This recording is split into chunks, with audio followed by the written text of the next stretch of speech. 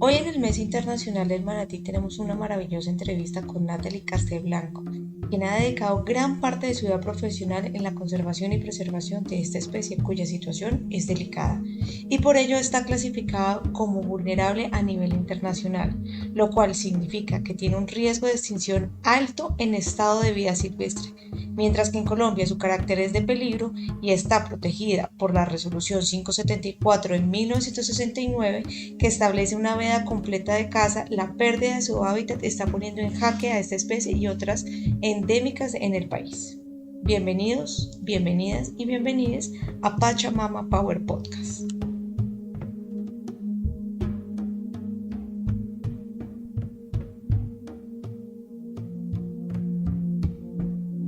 Muy buenos días, buenas tardes, buenas noches a todos los oyentes de este podcast Pachamama Power. Hoy estamos nuevamente con Natalie Castelblanco. Vamos a hablar precisamente de una especie que a mí me encanta, me fascina, son los manatíes. Natalie, bienvenida.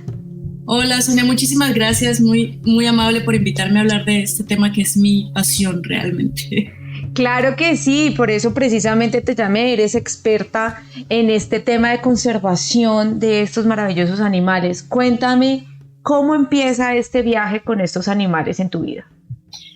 Pues empieza hace muchos años. Yo soy bióloga de la Nacional, y justo cuando estaba terminando la carrera nos pidieron hacer un ensayo sobre una especie de mamífero colombiano. Y yo quería trabajar con mamíferos acuáticos, no sabía exactamente con cuál, y me topé con estos manatíes y me di cuenta que no había absolutamente nada escrito sobre ellos. En el momento creo que había nomás un artículo para manatí amazónico, para manatí antillano no había absolutamente nada. Y yo dije, bueno, pues de aquí soy yo, es una cosa, bueno, a mí siempre me han gustado mucho como los retos y las cosas nuevas, y empecé a ver muchas cosas de manatíes de la Florida y nada de manatí en Colombia. Entonces dije, bueno, esto es un área de oportunidad bien importante, y ahí empecé a trabajar con manatíes amazónicos primero, que fue mi tesis de pregrado. Trabajé con Sarita Kendall, que en su momento trabajaba para la Fundación Omacha, era fundadora de la Fundación Omacha, y con ellos empezamos, digamos, este trabajo y este camino ya largo, de muchos años. Y bueno, ya después empecé a trabajar con manatí del Orinoco, después me fui para Brasil, después me fui para México, después para Belice, y bueno, ahí he estado, digamos que trabajando en varios países con las dos especies, con el manatí amazónico y el manatí antillano, y pues aprendiendo hasta hoy muchísimo de estas especies maravillosas. Recordemos dónde se encuentran los manatíes aquí en Colombia. Bueno, Colombia es uno de los pocos países que tiene la gran dicha de tener dos de las especies de manatíes. Tenemos 3 especies de manatíes en el mundo: el manatí africano, el manatí de las Antillas, bueno, el manatí de las Indias Occidentales, entre los cuales está el manatí de las Antillas, y el manatí amazónico. Nosotros tenemos las dos especies, manatí amazónico y manatí antillano. El manatí amazónico pues es el único manatí que es completamente de agua dulce, y lo encontramos en la cuenca del río Amazonas, el río Putumayo, el río Caquetá. Entonces está siempre pues asociado a esta gran cuenca del río Amazonas y sus tributarios hacia la parte sur del país. Y tenemos el manatí antillano, que es un animal que ya en Colombia también se encuentra ocupando cuencas de los ríos. Lo tenemos en la cuenca del río Orinoco, en la cuenca del río Magdalena, en el Sinú, en el San Jorge, en el Cauca y en toda la cuenca del Atrato. Entonces sí tenemos, digamos, que una distribución bastante amplia de las dos poblaciones, pero con un desconocimiento y unos vacíos de información bastante grandes para las dos poblaciones, principalmente para manatí amazónico, que además es el más difícil de investigar y de ver. ¿Qué está pasando pues a nivel nacional, digamos, aquí en Colombia con la conservación de esos animales? Yo, pues, antes de hacer esta entrevista me pude, pues, datear un poco, y lo que tú mencionas, hay muy poca información y hay muy pocos artículos, por ejemplo, de cuánta es la población en Colombia, tanto de la diferencia de las especies de la antillana como la amazónica. Yo no encontré, pues, antes de este podcast, no encontré un estudio que me dijera el número de las poblaciones que se se tienen actualmente, ni cuál es su proceso de conservación, ni cuáles son los grupos de los focos de interés para precisamente esa conservación. Sí, nosotros tenemos un problema, no, un reto enorme en Colombia para el conteo y para la determinación de manatíes, y es el hecho de que nuestras aguas son turbias, o sea, las aguas donde están los manatíes, en todas las cuencas, nuestros manatíes son de río. A pesar de que los manatíes antillanos muchas veces se encuentran en áreas costeras del Caribe, de aguas claras, bonitas y así, en nosotros en Colombia todos nuestros manatíes se encuentran en ríos turbulentos, ríos con una turbidez muy grande, en ciénagas enormes, con una cobertura vegetal muy grande, en Amazonas pues ni se diga. Entonces hacer observaciones de manatíes es muy difícil, es muy complicado. Quienes hemos trabajado con manatí en Colombia pues nos hemos abocado a usar tecnologías o metodologías más bien muy light, vamos a decirlos, que no nos permite hacer un conteo como tal de los manatíes. Entonces, lo que hacemos es avistamientos en lugares, es quedarnos quietos en una canoa por una hora a ver si vemos algunos hociquitos salir, entonces ves a los hociquitos salir y ya vuelves, se esconde, eso fue todo lo que viste en una hora y ya te haces fiesta por una semana, porque eso es lo máximo que vas a ver en un mes. Entonces, por un lado tenemos unas áreas extensísimas, unas densidades de manatíes muy pequeñas y con unos problemas para verlos muy grandes. En los últimos años se ha empezado a utilizar los sonares de barrido lateral que nos permiten ver, digamos, el cuerpo de agua por debajo y poder detectar algo que puede ser parecido a un manatí. Tiene sus problemas también, no es 100% confiable, tiene unos índices de detección que son bajitos de todas formas, sobre todo en áreas como ríos muy anchos o como ciénagas, es casi que imposible realmente capturar la presencia de los manatíes, entonces pues nos ayuda un poquito, pero tampoco es perfecto. Usamos otras metodologías como por ejemplo ver comederos, que son áreas de las orillas de los ríos donde vemos el pasto donde ha mascado el manatí y podemos decir, bueno, aquí hay manatí, pero de ahí a decirte cuántos manatíes hay, pues hay un trecho enorme. Entonces, esto sumado a que las áreas son enormes, sumado a que hemos tenido pues procesos de violencia en campo en Colombia que nos ha impedido acercarnos a muchísimas áreas.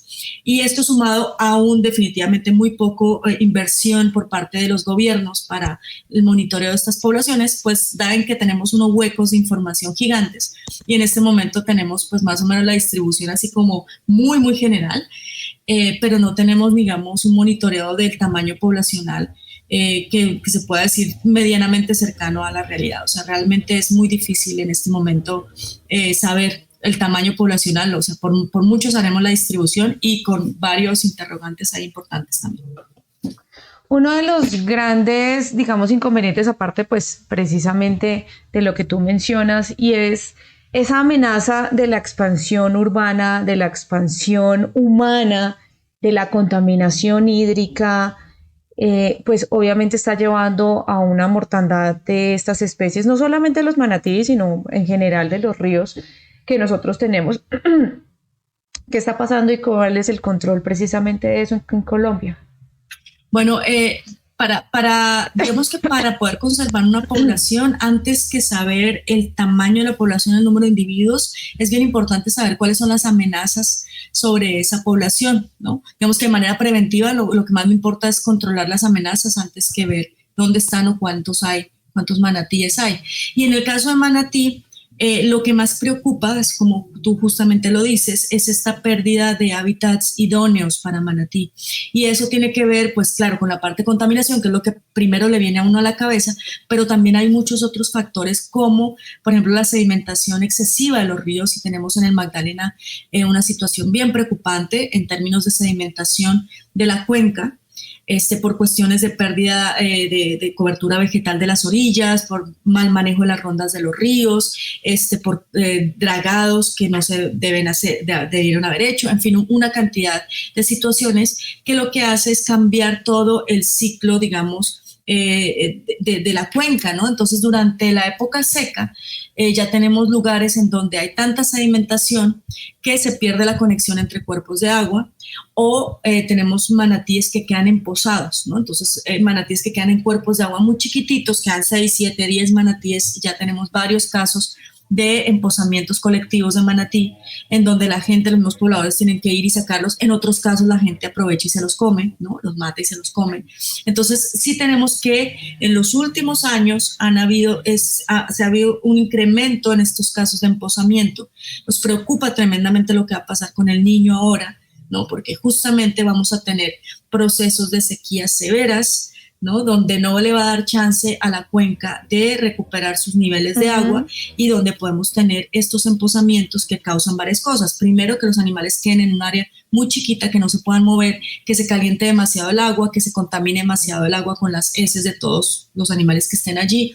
Puedan haber infecciones, procesos infecciosos, procesos bacterianos, procesos de algas que producen toxinas. Bueno, hay miles de cosas que pueden ocurrir en una situación de estas, ¿no? O que la gente venga y los case, que es, digamos, que también puede ocurrir en varias áreas. Entonces, nos preocupa muchísimo estos problemas ambientales aunados a problemas muy generales de la cuenca que, como tú bien dices, afecta a otros organismos, no solamente a los manatíes, pero ya lo estamos viendo claramente con manatí y muy preocupante. Sí, realmente en estos momentos, pues lo comentábamos en otro podcast y que nunca me cansaré de decirlo, seguimos siendo un país muy reactivo, inclusive con el tema, por ejemplo, del fenómeno de la niña. Yo decía, nosotros deberíamos tener algo que yo llamo bancos de agua, y es precisamente para resguardar la mayor cantidad de agua, no solamente pues obviamente en reservas naturales y todo el asunto, sino tener digamos unos bancos de agua para precisamente prepararnos para la sequía.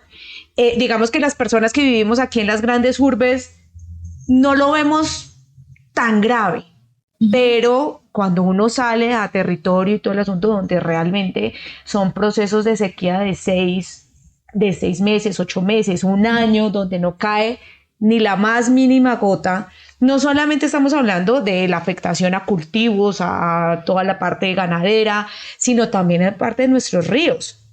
Sí. Entonces también estamos viendo que efectivamente son procesos que se ralentizan porque el cuerpo de agua se empieza a secar, se empieza a evaporar, y no solamente las especies de manatíes se ven. Yo recuerdo un caso muy particular y muy mediático que fue el tema de los chigüiros. Sí, efectivamente. Que donde se secaron las grandes reservas o reservorios de agua que tenían estos, y empezaron estos chigüiros a salir, y pues obviamente la tasa de reproducción son gigantescas y empezaron una tasa de mortalidad también gigante, muy grande, donde pues efectivamente le decían SOS al gobierno nacional, al Estado en general, venga, ¿qué es lo que está pasando? Y muchas de las personas salieron a decir, pues lo mejor que se puede hacer es morirse, porque pues eso es un control de natalidad importante. Pero en este caso, ¿qué pasa con los manatíes y esa conservación? ¿Por qué estamos hablando de que esta especie es tan importante y tan vital para Colombia?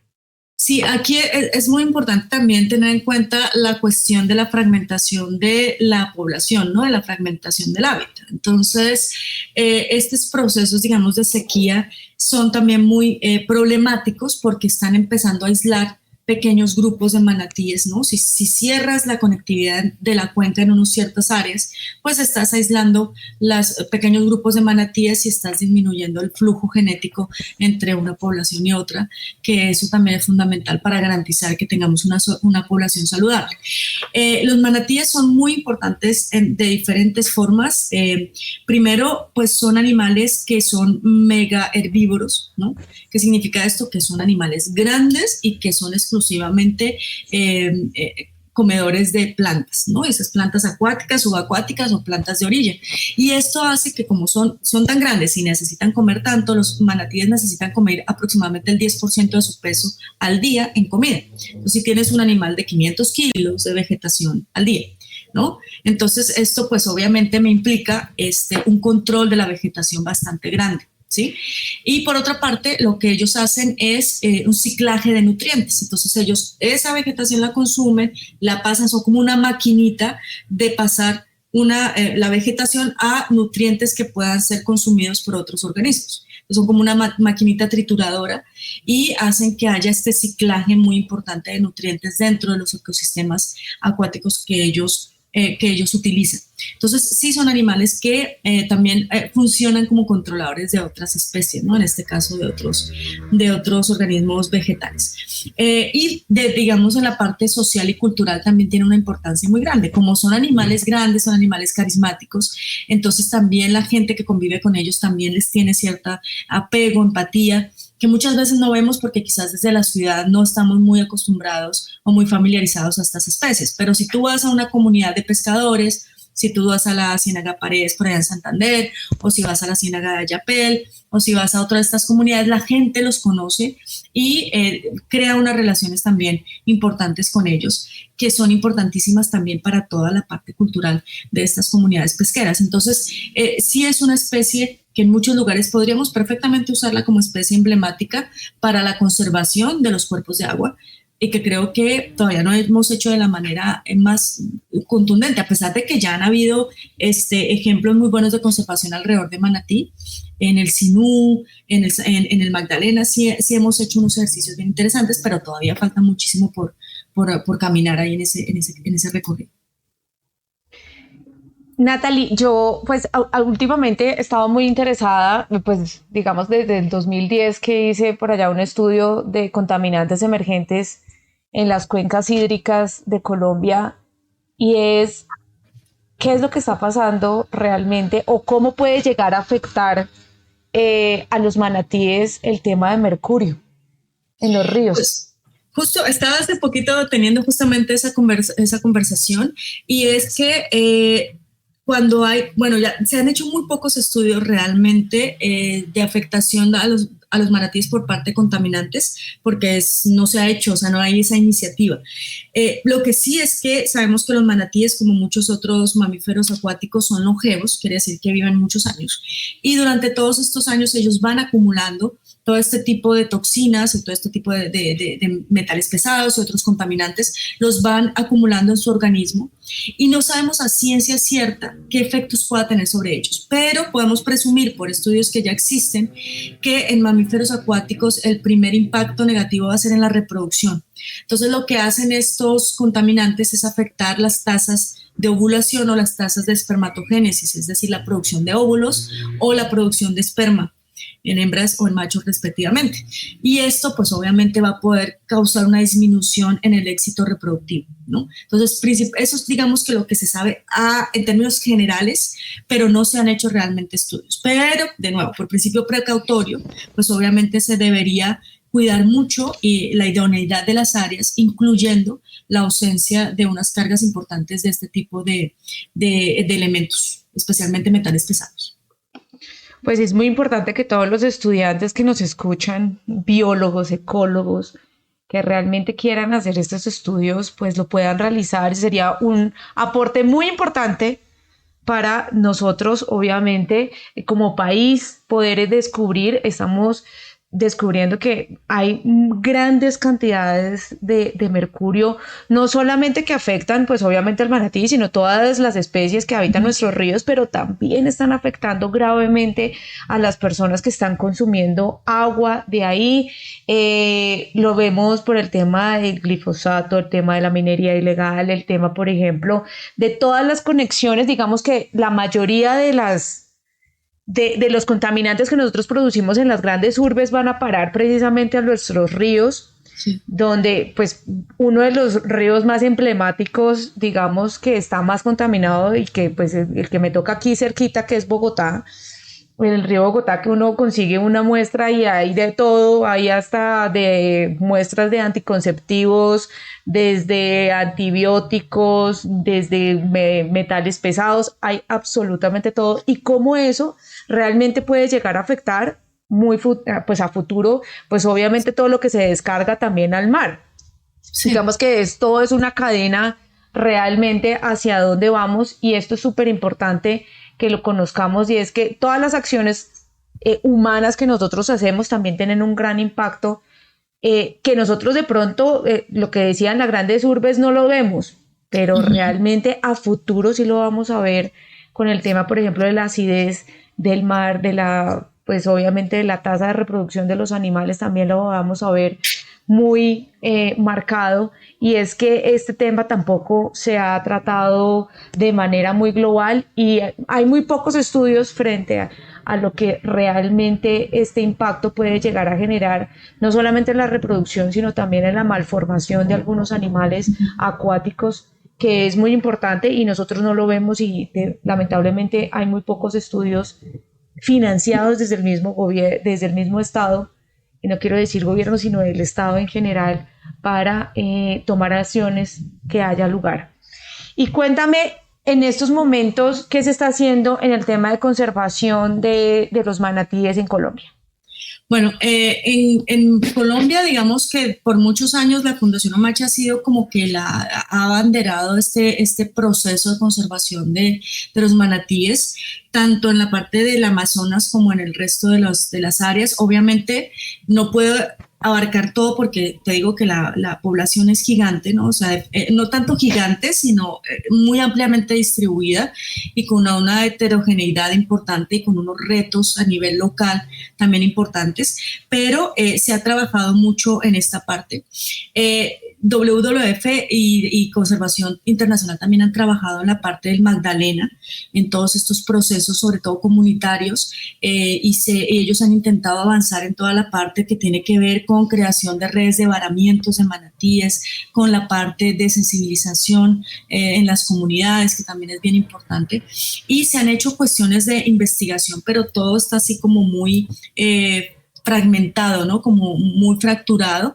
Yo siento que hace mucha falta que yo conozco que hay varios esfuerzos, ¿no? Y por varios lados me llega lo que van haciendo, pero creo que sí hay una desconexión importante entre las diferentes personas que trabajan o que trabajamos con manatíes en Colombia, y creo que también vendría siendo como hora de sentarnos en la mesa los diferentes actores, las diferentes instituciones, ONGs, el Estado, el gobierno, el ministerio, para ver para dónde vamos. Nosotros escribimos un plan de acción para la conservación de manatí hace ya muchos años, pero necesita urgentemente una actualización y ver cómo estamos ahí. Hay muchísima información nueva que se puede incorporar en este tipo de planes. Sí se han hecho planes de mamíferos acuáticos, pero a nivel general, pero yo siento que manatí son dos especies que necesitan urgentemente sentarse y revisar los planes de acción y revisar cómo están esas líneas de acción para la protección, el conocimiento, la educación ambiental, y en dónde podemos aportar de una manera un poco más organizada, porque gente hay, capacidades hay, iniciativas hay, pero a mi modo de ver, muy respetuoso, creo que estamos un poco fragmentados y cada cual va como por su lado, ¿no?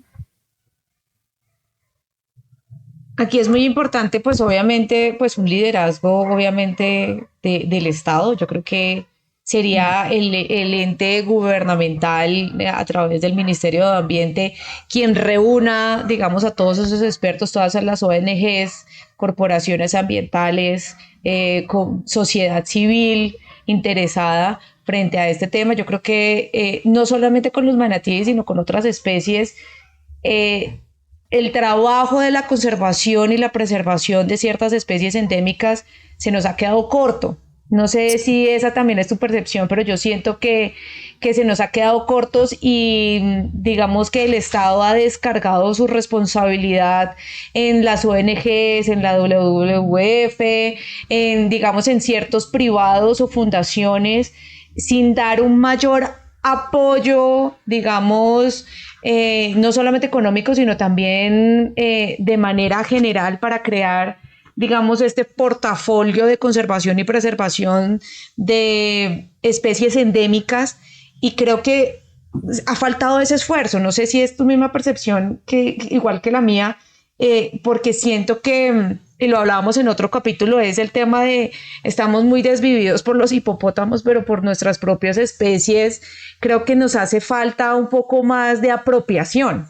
Sí, absolutamente. Estoy totalmente de acuerdo contigo, y te lo digo porque he trabajado en conservación de manatíes en otros países como en Brasil o como en México, donde es el gobierno el que lleva la batuta, obviamente en articulación con las ONGs, en articulación con las lo que sea para cada lugar, corporaciones que no existe como tal, pero digamos que los entes gubernamentales a nivel más local o regional o estatal o como le quieras llamar, que sí tienen obviamente una misión, digamos, a nivel muy, muy local, pero definitivamente en Colombia hace falta que el Estado lleve la batuta en ese sentido, porque hay varios problemas y es que primero, pues lo que te digo, cada organización pues se va por su lado, lo que considera conveniente, lo que le parece bien, lo que puede con los recursos que tiene en su momento.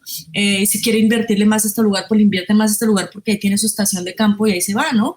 Pero no hay una visión, digamos, global de lo que está pasando a nivel país y a nivel de las dos especies además. Entonces yo sí creo que es fundamental que ocurra eso. Y lo otro que ocurre también cuando eso pasa es que las organizaciones no gubernamentales o los gobiernos locales o las fundaciones o bueno, los institutos a nivel local se quedan con toda la información. Entonces no hay una centralización y una democratización de la información que se está colectando, por ejemplo. Y ahorita lo veíamos justamente porque tengo una estudiante con la que estamos trabajando en evaluar la parte de mortalidad y de riesgos para manatí en Colombia y nos topamos con esa pared. O sea, no hay, digamos, unas bases de datos abiertas, no hay, digamos, una información. El Humboldt hace algún esfuerzo, pero es el Humboldt. O sea, el Humboldt tampoco puede estar pues viendo eso para todas las especies, ¿no? Entonces, esta situación de la información que hay disponible también es bien importante, ¿no? O sea, ¿cómo hacemos para que toda la información que podría ser de utilidad para todo el mundo, pues quede a disposición o que la publiquen los que la tienen, ¿no? Porque pues finalmente ellos la colectaron, obviamente que es de ellos, pero pues también que la socialicen.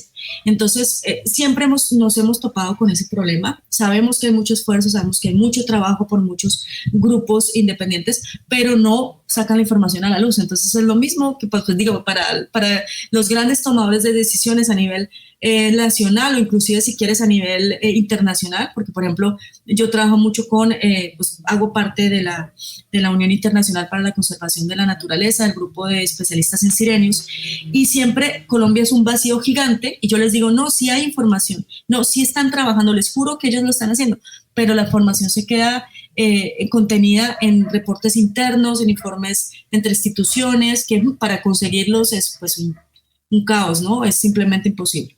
Entonces yo siento que sí hace falta mucho como esa cabeza, ¿no? Que yo siento que está un poco acéfalo todo el proceso a nivel nacional, me parece, es mi impresión, posiblemente desde afuera, posiblemente me equivoco, pero es la impresión que a mí me da.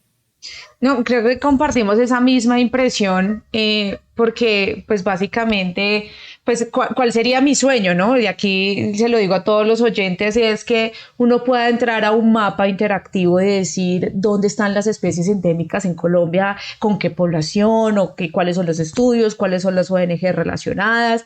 Eso sería muy importante porque tendríamos una base de datos abiertos a las personas que quieran aportar, a los estudiantes que quieran hacer pues obviamente sus estudios, ya sea de pregrado, de posgrado, de maestría, de doctorado, en este caso, donde pudieran encontrar lo que yo te digo. O sea, antes de esta entrevista yo me dateé, pero fue muy difícil encontrar información correspondiente porque sí siento que hay información, pero está muy dispersa y que de pronto para las personas como yo, pues que queremos saber un poco más por el hecho de saber, no porque seamos expertas, sino simplemente porque un día se nos ocurrió, no sé, leer un estudio de manatís, un poco ñoño de mi parte, queremos leer y no existe, digamos, esa información como muy centrada y pues la información también está, digamos, muy sesgada al punto de decirte que encontré cosas como una ONG dice una cosa y otra ONG dice otra cosa, entonces uno dice, venga, pero aquí me están hablando de unos riesgos y usted, otra ONG me está hablando de otros riesgos, sabiendo que es la misma especie o los mismos determinantes ambientales que hay ahí, y uno ve precisamente esa dispersión de información, pero no como centrada en un solo objetivo. Entonces creería yo que sí es importante tener ese esfuerzo. Yo creo que es un llamado obviamente a las gobernaciones estatales y que efectivamente podamos tener una mesa no solamente para la manatís, vuelvo y lo repito, yo creo que es importante también tener este tema para todas las especies endémicas Digamos que el manatí es con el que uno hace más empatías, porque, ay, qué lindo, es hermoso y todo el asunto, pero nosotros efectivamente quisiéramos tener bases, por ejemplo, de las ranas, de todos los anfibios, de todos los mamíferos, de todo lo que nosotros podemos tener, y es que yo, por ejemplo, soy muy ignorante de todas las especies endémicas que tenemos en Colombia, y es importantísimo ese gran recurso que nosotros tenemos. O sea, nosotros decimos, ay, nosotros somos los líderes en colibríes, pero pues uno va a ver y no hay, por ejemplo, un folleto de colibríes que uno pueda determinar, o por ejemplo de ranas, o por ejemplo de otras especies. No sé si de pronto alguien me regañe en este podcast y me digas, no, sí lo hay. Perfecto, regáñenme, díganme dónde está la información. Sería muy feliz que me dijeran eso, pero sí es importante tener esa centralidad de esa información, y yo creo que es ese llamado, ¿cierto, Natalie? Sí, yo creo que el llamado es como, y no es, digamos, no es una acusación y estoy criticando, pero sí siento que muchas veces cuando nos metemos en nuestro rollo y a trabajar, pues como que es una función de las ONGs que están allí.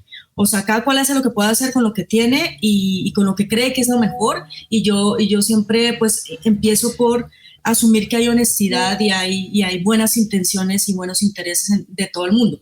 Siento que ahí la falla es, digamos, no sé si el ministerio, por lo menos, que haya como un plan, o sea, que digan, bueno, ¿qué está pasando con Manatí? Vamos a hacer una revisión del plan de manejo, ver qué se ha alcanzado de estas metas que se propusieron hace tantos años, en qué vamos con esto, en qué vamos con esto, en qué vamos con esto, y distribuirnos tareas. O sea, bueno, ¿quiénes están interesados? Ustedes, perfecto. Entonces, vamos a distribuirnos tareas, vamos a distribuirnos regiones, o sea, no sé, ¿no? Que pueda haber como este seguimiento.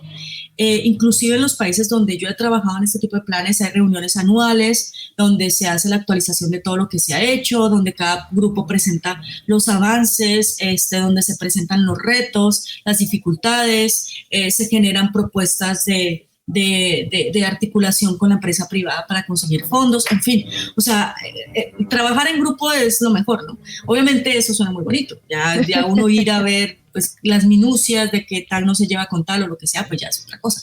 Pero digo, en principio sí debería haber como primero un instrumento rector, que sea un plan de manejo a nivel nacional, que esté actualizado, ¿no? Y que sea consensuado por todas las personas que hemos hecho o que hacemos investigación con Manatí en Colombia, y después que haya un plan de seguimiento de ese instrumento rector. Yo creo que eso es fundamental para todas las especies, y no es porque Manatí sea la especie que a mí me gusta, yo entiendo que hay infinidad de otras especies, pero Manatí, además de ser carismático y ser bonito y todo esto, pues tiene otras, digamos, ventajas para mirarlo más de cerca.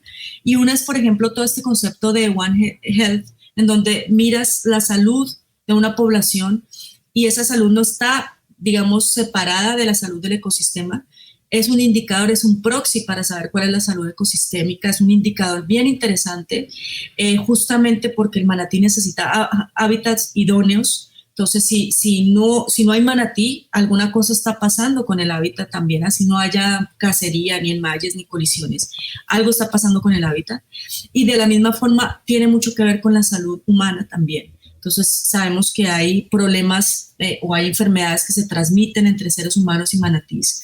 Entonces, también tiene que ver con la salud de las personas. A mí me gustaría, por ejemplo, ver que en Colombia se haga una evaluación de la salud de los manatíes seria, son las capturas en varios puntos, en varias cuencas, en donde podamos determinar cuáles son las enfermedades que tienen estos animales, cuáles de ellas son de potencial zoonótico, de potencial peligroso para las personas, porque finalmente compartimos hábitat con estos animales. No los vemos, pero ahí están, ¿no? Los desechos que estamos soltando pues van a los manatíes, el agua que tomamos viene de donde viven los manatíes. Entonces hay una relación estrecha entre nuestra salud y la salud de los manatíes, y los manatíes pueden ser usados como indicadores de salud, tanto del ecosistema como de la gente. Por ejemplo, fíjate que en Puerto Rico y en varios lugares, en Brasil también, han encontrado toxoplasmosis en manatíes. Wow. Y sabemos que la toxoplasmosis es una enfermedad que afecta a los manatíes, es una enfermedad que afecta a los humanos y que tiene un vector que son los felinos. ¿verdad? Entonces, estos lugares, por ejemplo, de playas donde hay felinos, donde hay gatos callejeros o gatos ferales, son los vectores de toxoplasmosis. Defecan ahí en las playas, llueve, se cae esto al agua, el manatí toma de esa agua, ahí el manatí queda infectado, defeca, pasa al ser humano. Y entonces ahí vemos unos problemas serios, ¿no? Que van del humano al manatí y viceversa. No hemos hecho absolutamente nada de eso. Bueno, mentiras, hay un par de trabajos sobre virus, sobre algunos parásitos, en manatí que hicieron en Magdalena, que está bien, eso es un muy buen comienzo, excelente, pero deberíamos ser capaces de generar, por ejemplo, un programa de salud de manatíes como proxy de la salud ecosistémica y de la salud humana también. Yo siempre, pues digamos en este podcast he mencionado que nosotros somos un solo bioma, o sea, el planeta Tierra es un solo bioma y que realmente necesitamos entender esas interrelaciones y esas reacciones que hay entre todo, porque lo que tú mencionabas, digamos que la gente de pronto conoce, por ejemplo, lo de la gripe aviar, o conoce, por ejemplo, lo de la gripa porcina, la H1N1, pero no, o sea, hasta ahora que tú lo mencionas, yo no tenía conocimiento precisamente de esa relación entre lo que pasa con la salud ambiental de su hábitat de los manatíes y cómo puede eso causar también otro problema humano y pues lo vimos en la pandemia, ¿no? O sea, que realmente ese problema de pues todo lo que tiene la relación con los animales y este tema zoonótico, cómo puede llegar a afectar al ser humano, con tal que nos quedamos prácticamente el mundo paralizado 2 años, precisamente por esas relaciones que aún no entendemos. Exactamente. Entonces, me parece que eso es fundamental. Obviamente, te digo, para muchas especies, pero en caso de manatí, al ser un animal megarbívoro, al ser un animal que es longevo, en el cual podemos leer la historia de lo que ha pasado hace 1 década, hace 2 décadas en términos de salud, me parece que digamos que se deberían enfocar en esfuerzos allí, ¿no? No es lo mismo ver la salud manatí que ver la salud de una rana o de un animal que dura más poquito, que vive más poquito, ¿no? Porque no me está trayendo toda esa historia, es un libro vivo, el manatí, con muchas cosas que yo puedo saber del pasado y del presente, ¿no? Entonces, finalmente, siento que todavía estamos, pero crudísimos en ese aspecto. Creo que nos falta, yo entiendo también que muchos de los esfuerzos se han abocado como a ver la parte de la casa y a ver la parte de la distribución y tratar de ver dónde están los manatíes y este tipo de cosas como base, pero tendríamos en algún momento que pegar el salto y hacer cosas más elaboradas para poder realmente dar respuesta a situaciones de manejo de manatí, ¿no? De ver qué está pasando. Tenemos ahorita crías en rehabilitación en Colombia también, hay 3 crías, si no estoy mal, que pues son huérfanas. ¿Qué pasa con ese programa de rehabilitación de huérfanos? Se han hecho esfuerzos, pero lo han hecho los acuarios o lo han hecho las fundaciones con las uñas, realmente con ayuda internacional, pero no existe tampoco un programa de rehabilitación de críos de manatí huérfanos para volverlos a liberar. Se ha hecho, claro que se ha hecho, pero con las uñas, ¿no? Entonces, ¿qué pasa con qué pasa con las redes de varamientos, ¿no? Siguen apareciendo manatíes que no se hacen necropsias, que medio se sabe después por allá por la prensa que parece uno muerto, hacen todo el escándalo y vuelve y se cabe, pero realmente no hay una preparación para hacer una diagnosis real de cuál fue la causa de muerte del manatí. Entonces yo siento que hay mucho por afinar, mucho por trabajarle, pero que eso no lo va a hacer 1 o 2 personas o esta fundación aquí, la otra allá. Yo siento que esto tiene que venir de una iniciativa a nivel nacional. Claro que sí, estoy completamente de acuerdo y lo que habíamos dicho era precisamente que al Estado le ha gustado más responsabilizarse o transferir esa responsabilidad hacia los privados y hacia las fundaciones, sí, que realmente son personas que, como lo que tú dices, trabajan con las uñas, no hay recursos, fundaciones que tratan de lanzar esa red a la parte externa de Colombia, de decir, venga, denme recursos para poder estudiar este tema, y yo creo que sí nos ha faltado un poco poder trabajar una mesa conjunta de conservación y preservación de los animales endémicos de Colombia y que realmente se pueda aportar recursos importantes para hacer estudios que correspondan para este fin. Yo creo que eso es muy, muy importante que se marque y que quede como, digamos, el mensaje de este podcast, y es que hacemos un llamado al Estado y al gobierno, en este caso el gobierno nacional, para que se instaure esta mesa y podamos, lo que tú dices, inclusive hasta hacerle seguimiento a los planes de manejo. Sí, y la otra cosa súper fundamental que también yo siento que hace falta muchísimo es involucrar o articular también a las universidades y a la parte científica, porque muchas veces, por muy buena voluntad que haya y mucho cariño y todo, muchas veces se queda en tesis, por ejemplo, de pregrado, y se quedan ahí, puede ser hasta de muy buena calidad. Yo hice una ya de Manatí, entonces no son de mala calidad. He tenido tesistas y son de buena calidad, pero se queda en eso, ¿no? No hay, digamos, líneas de investigación dentro de las universidades que estén dirigidas a este tipo de fauna, por ejemplo. Y no trasciende. No trasciende. Y luego, pues tampoco trasciende nunca a publicaciones científicas, por ejemplo. Entonces, más allá del afán y del ego y de la cuestión de tener una publicación así, es la importancia de que haya una revisión por pares del trabajo científico que se hace sobre manatís, que le den calidad y le den más, ¿cómo se dice?, más difusión a lo que se está haciendo a nivel nacional y a nivel internacional, porque es que esa sí es la única manera que se hace ciencia.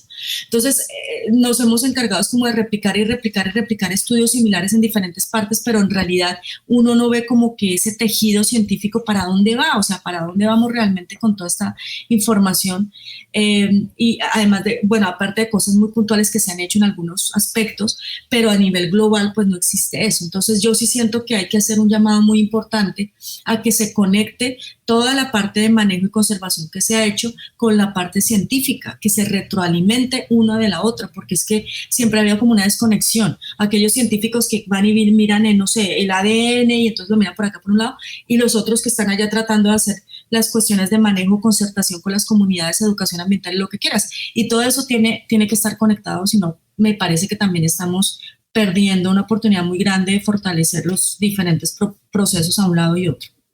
Inclusive, hablando con unos amigos, yo les decía, es increíble de las tesis de pregrados, de posgrados en general en el país, el 70% se queda en el papel.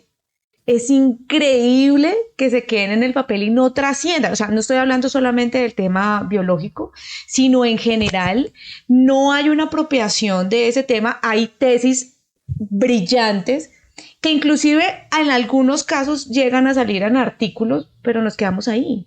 O sea, en que queda como en la teoría, en los estudios y todo el asunto, pero no hay un mecanismo, digamos que para esto sería el Ministerio de Ciencia y Tecnología creado recientemente, pero no encontramos realmente una articulación entre ese ministerio y esas tesis que a veces son brillantes o esas publicaciones indexadas y todo el asunto, pero se quedan ahí, como que no trasciende y uno dice, oiga, qué chévere sería hacer una política pública o que trabaje o que incida en una política pública o en los planes de manejo de las especies a conservar, que esta tesis o este artículo indexado pues pueda reproducirse y sacar de ahí pues algo importante. Pero a mí me parecía increíble cuando lo mencionábamos, y eso lo hablábamos por ejemplo con Carlos Fonseca, y es increíble que las universidades, esa relación y esa articulación entre el Estado y las universidades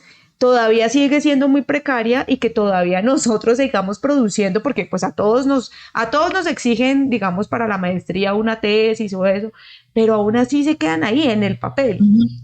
Pues acumulándose en las bibliotecas de las universidades y con un montón de polvo, digamos así, y un montón de CDs que yo ya creo que ya ni sirven, pero quedan ahí en los anaqueles perdidos de las bibliotecas, sabiendo que hay estudiantes maravillosos y muy juiciosos, muy rigurosos con los datos y que han hecho realmente ciencia, sí, ¿no? Pero no hay un puente que relacione, digamos, lo que realmente podría incidir en unas políticas públicas importantes en el país. Sí, es que, bueno, se ve en todo, ¿no? O sea, se ve en todos los aspectos ambientales.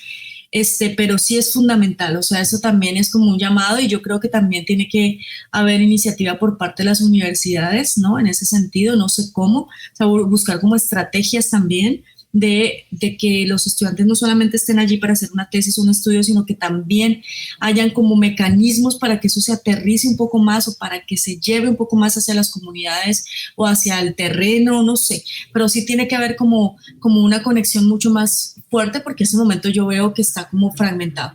Excelente el trabajo que se hace en campo, excelente el trabajo que se hace en la academia, pero no hay una conexión entre esas dos dimensiones, ¿no? Entonces, sí es bien importante fortalecerlo. Posiblemente sí lo haya en algunos, tampoco es decirle que todo no, pero posiblemente en algunos casos sí los haya, pero habría que fortalecerlo porque si no, no vamos tampoco a avanzar mucho si no empujamos entre todos la rueda, ¿no? Y yo creo que también es un tema de motivación, ¿no? O sea, yo creo que todos los estudiantes, me incluyo en ello, que hemos presentado tesis, la hemos sufrido y padecido porque primero se vuelve como una carga adicional y segundo porque se vuelve como solamente necesito presentar para poderme graduar, ¿sí? No hay una motivación como tal, venga, es que usted puede incidir en tal cosa para cambiar, digamos, para tener políticas públicas, para tener tener una discusión con un panel de expertos y no hay esa motivación de decirle, es que usted desde ya puede incidir en lo que puede pasar en su país, sí, independientemente del área, ¿no? O sea, se vuelve más una carga, pues obviamente psicológica para muchos, el tema de presentar una tesis o de presentar un artículo, pero se vuelve una carga y ya uno sale de esa carga y chaolín, me perdí del tema, pero no hay una motivación de que realmente le diga, oiga, su artículo se lo vamos a financiar y este artículo puede verse reflejado en otros estudios. Y yo me acuerdo de otros países, por ejemplo, donde realmente es importante la carga que tienen los estudiantes en cambiar su propio país. Sí, exactamente, justamente. Entonces creo que en eso ahí estamos completamente de acuerdo y bueno, pues ojalá alguien escuche el clamor de que realmente se trabaje como en esa dirección. Rectores y rectoras de universidades escuchen este mensaje para también fomentar decanos, profesores, necesitamos más estudios y esa articulación importante con el Ministerio de Ciencia y Tecnología que yo por lo propio no tengo todavía como muy claro cuál es la relación entre ellos y las universidades, tanto públicas como privadas. Sí, correcto. Pero bueno, Natalie, muchísimas gracias, no te quito más tiempo, muchísimas gracias por este mensaje. Un mensaje que quieras dejar para el cuidado de los manatíes. No, pues el mensaje fundamental es que aprendamos a conocer también, aprender a conocer es una situación bien interesante, aprendamos a conocer lo que tenemos. No es cierto que los manatíes estén acabados, que no existan, porque recurrentemente escucho eso, que ya no hay manatíes en Colombia. Sí hay muchos, hay manatíes en lugares bien importantes, representan parte de nuestra biodiversidad. Entonces, conozcamos de ellos y valorémoslos como lo que son, que es una parte vital de nuestra biodiversidad. Y nada, eso solamente. Vale, Natalie, muchísimas gracias por tu tiempo. Bienvenida a este Power Podcast, que realmente pues cuando quieras, bienvenidas, aquí están los micrófonos, cuando quieras hablar de algún tema importante, aquí súper bienvenida. Muchísimas gracias a todas las personas que nos acompañaron en Pachamama Power Podcast. Feliz día para todos.